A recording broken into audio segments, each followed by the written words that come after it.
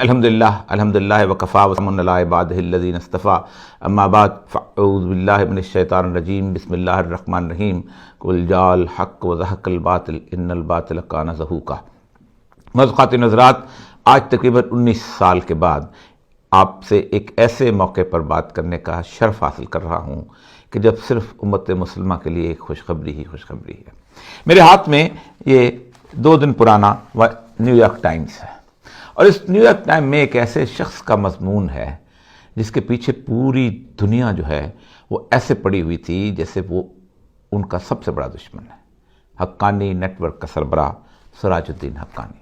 کوئی سوچ سکتا تھا کہ نیو یارک ٹائمز کے صفحہ اول پر اس شخص کا ایک مضمون ہو، what we the Taliban really want, ہم طالبان اصل میں کیا چاہتے ہیں۔ جس دن 9/11 کے بعد اکتوبر میں امریکی افغانستان میں گھسے تھے تو صرف اکیلے نہیں تھے، پوری دنیا ان کے ساتھ تھی۔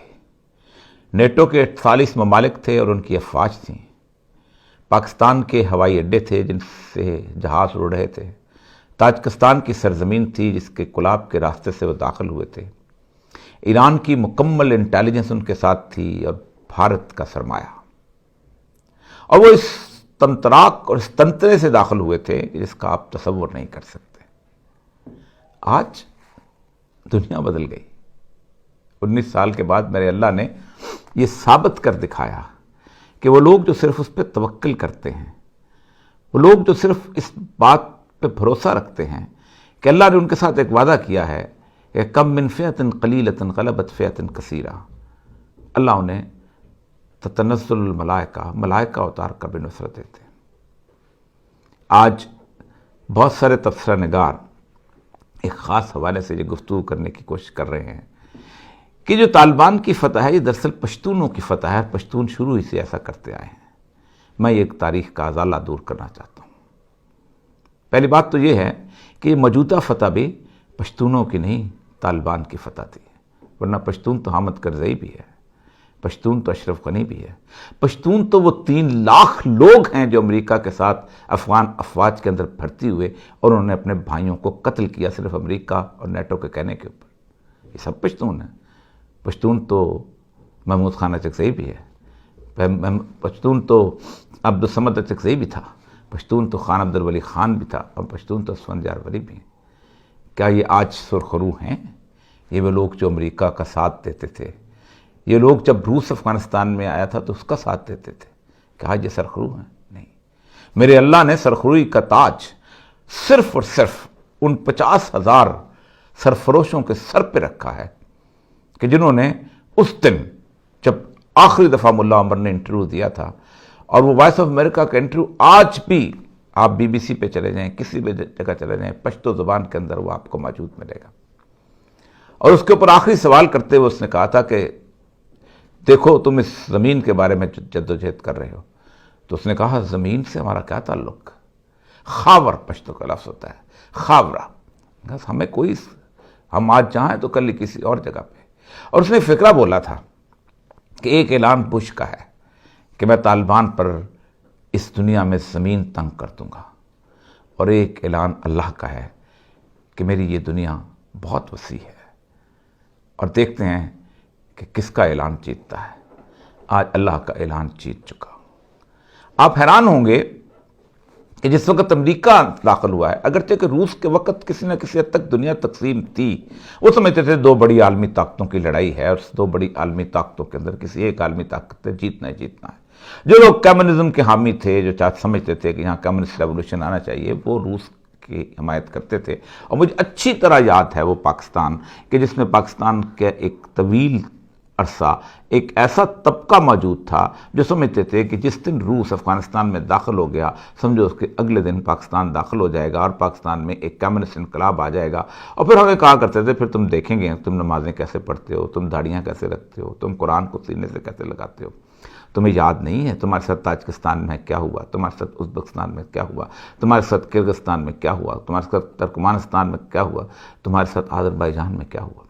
یہ 6 مسلمان ریاستیں تھیں جو زار روس کے زمانے میں تھیں، لیکن اس کے بعد جب کمیونسٹ ریولوشن میں آئیں تو پھر 75 سال وہاں پر اذانیں نہیں گونجیں، پھر 75 سال وہ لوگ 3 منزلہ گہری جگہوں پہ تہ خانوں کے اندر قرآن پڑھایا کرتے تھے اور قرآن کو سینے میں محفوظ رکھا کرتے تھے.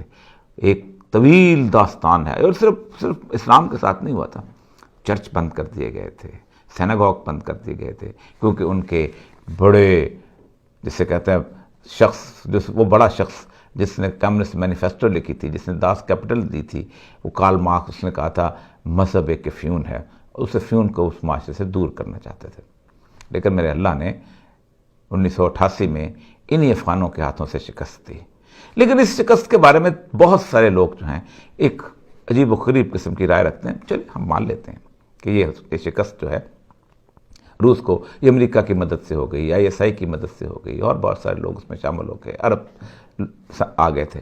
لیکن یہ ہمارے سامنے کے 19 سال ہیں. وہ جو لوگ نوجوان تھے وہ آج ادھیڑ عمر میں پہنچ چکے ہیں، اور میرے جیسے جو ادھیڑ عمر میں تھے وہ آج بوڑھے ہو چکے ہیں. انہوں نے ایک ایک لمحہ اس جنگ کا دیکھا ہے. انہوں نے وہ تانے دیکھے ہیں کہ تم نے ٹیکنالوجی کی مائٹ نہیں دیکھی. انہوں نے حسن نثار کو دیکھا ہے کہ جو ٹیکنالوجی کے سامنے صبح سویرے سجدہ ریز ہوتا تھا، شام کو سجدہ ریز رہتا تھا، اور کہتا تھا کہ ٹیکنالوجی کی زندگی جو ہے وہ فتح نہیں، تم بیچتے کیا ہو. انہوں نے ایسے بہت سارے دانشوروں کو دیکھا ہے، اور یہ دانشور آج بھی ایک اور طرح کا خواب دیکھتے ہیں اور طرح کی صورتحال سے لوگوں کو گمراہ کرنے کے چکر میں. ایک تو یہ کہتے ہیں کہ یہ پشتونوں کی لڑائی ہے. پہلی بات تو یہ ہے کہ جب تک پشتونوں نے اسلام قبول نہیں کیا تھا، آج سے 1300 سال قبل، پشتون ایران کی ایک باج گزار ریاست تھی. ان پر سائرس اعظم حکومت کرتا تھا، ان پر صفوی حکومت کرتے. کون تھا جو ان پہ حکومت نہیں کرتا رہا؟ یہ سارے کے سارے ترک جو ہیں، جو خلجی ہیں اور بابر مغل ہیں، یہ سب کہاں سے آئے تھے؟ ان پہ حکومت کرتے رہے تھے. جب تک انہوں نے اسلام قبول نہیں. سکندر جس وقت افغانستان میں پہنچا ہے تو سکندر کو رخسانہ کا تحفہ کس نے دیا تھا کہ تم اس ہماری بیٹی سے شادی کر لو اور جہاں پر مستمکن ہو جاؤ؟ نہیں، رونتا ہوا چلا گیا تھا. ایک لمحے کی ریزسٹنس نظر نہیں آتی.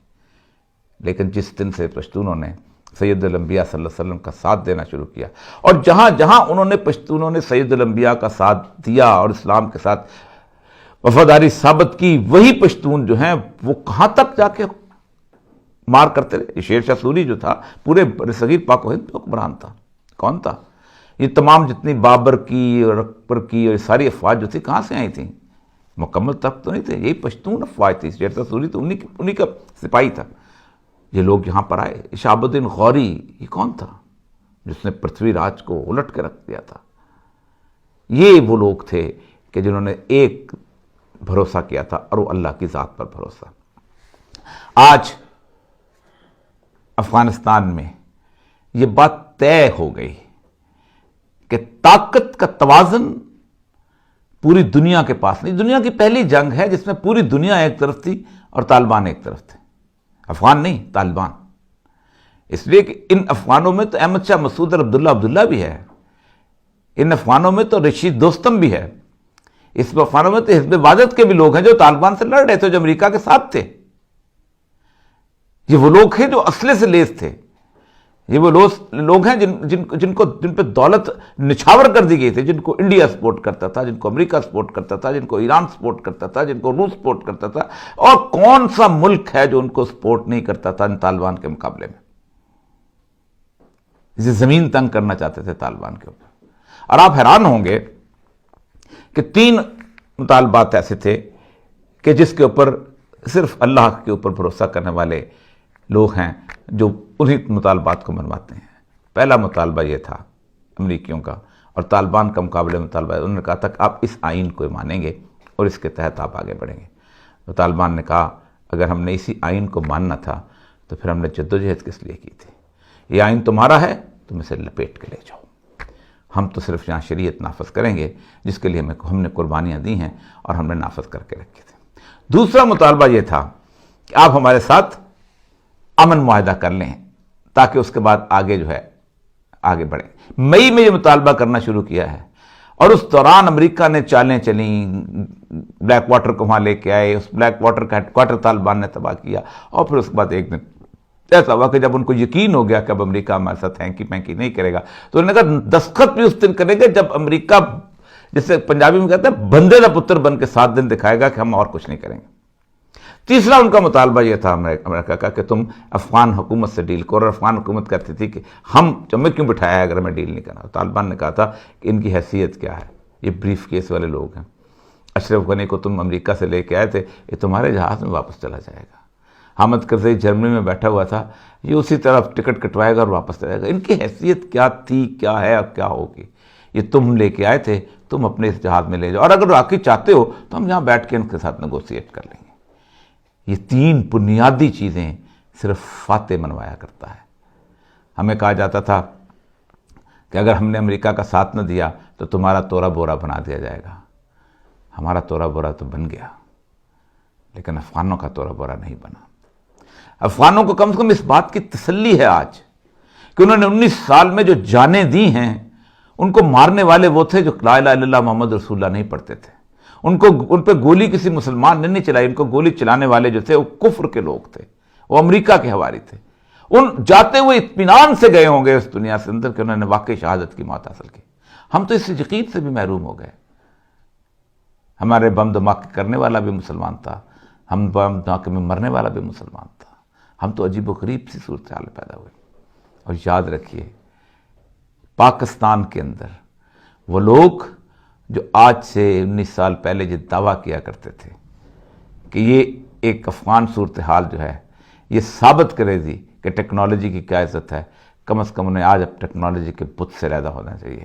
اب ایک آخری امید ہے میرے ان دوستوں کی، جن میں بہت سارے لوگ شامل ہیں، سلیم صافی صاحب شامل ہیں، افتخار احمد صاحب شامل ہیں، دوسرے جتنے بھی سیکولر رائٹرز ہیں وہ شامل ہیں، جو اپنے آپ کو سمجھتے ہیں کہ ہم بہت ماہر ہیں ان معاملات کے اندر، اور وہ سمجھتے ہیں کہ جب امریکہ چلا گیا تو اس کے بعد بدامنی پیدا ہو جائے گی۔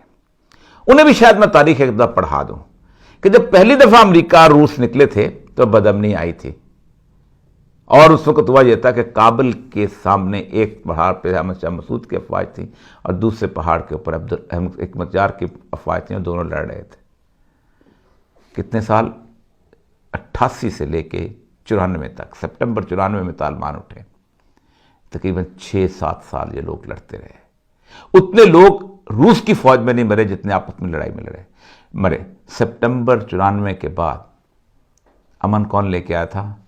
امن طالبان لے کے آئے تھے، اور ایک ایسا امن تھا کہ لیور زیور سے لدی پھدی عورت کابل سے روانہ ہوتی تھی اور سپن بلدک آتی تھی، اور اسے کوئی خوف نہیں ہوتا تھا۔